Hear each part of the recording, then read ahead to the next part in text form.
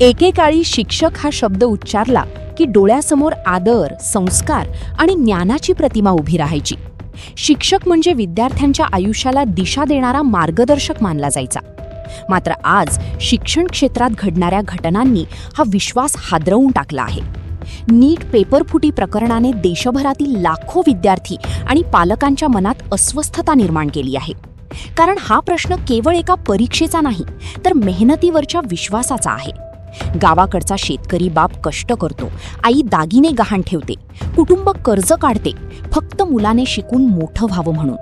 पण जर पैशांच्या जोरावर आणि सेटिंगच्या माध्यमातून यश विकत घेता येत असेल, तर प्रामाणिक विद्यार्थ्यांनी विश्वास ठेवायचा तरी कशावर, असा प्रश्न आता निर्माण झाला आहे.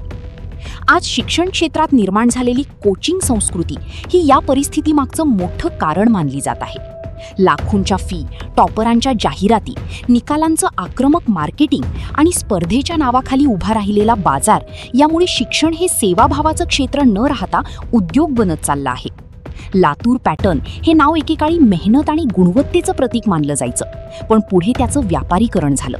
शिक्षणात नैतिकता आणि मूल्यांपेक्षा पैसा आणि निकाल यांना अधिक महत्त्व मिळू लागलं. त्याचा परिणाम असा झाला की मेहनतीपेक्षा जुगाड मोठा वाटू लागला आणि प्रामाणिक विद्यार्थ्यांच्या मनात व्यवस्थेविषयी अविश्वास वाढू लागला. आज गरज आहे ती केवळ आरोपींना अटक करून फोटो प्रसिद्ध करण्याची नाही, तर संपूर्ण शिक्षण व्यवस्थेचा पुनर्विचार करण्याची आहे.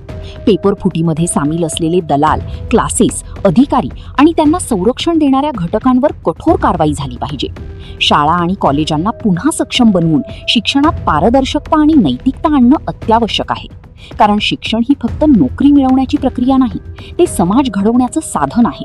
आणि जर शिक्षणच बाजार बनलं, तर पुढच्या पिढीचं भविष्य लिलावात निघायला वेळ लागणार नाही.